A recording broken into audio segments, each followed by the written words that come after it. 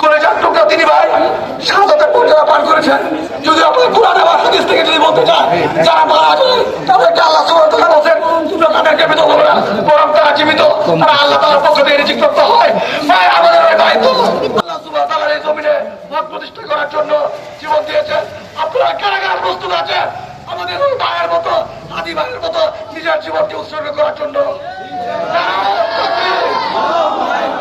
দোয়া করি আল্লাহ সুবহানাহু ওয়া তাআলা আমাদের এই কলিজার টুকরা তিনি ভাইকে যেন জান্নাতুল ফেরদৌস নসিব করেন এবং সকল যত এই ভাইয়ের মতো যত হকপন্থী দিনদার দেশপ্রেমিক সুনাগরিক আছে, বিশেষ করে আমাদের জুলাই যোদ্ধা যারা মুনাফিক আমাদের সত্যিকারের এজেন্ডা বাস্তবায়নকারী যে রাজাকারদেরকে বাংলাদেশ থেকে প্রতিহত করছে তাদেরকে আল্লাহ সুবহানাহু ওয়া তাআলা তারা বিশেষ দোয়া ও রহম দ্বারা হেফাজত করেন।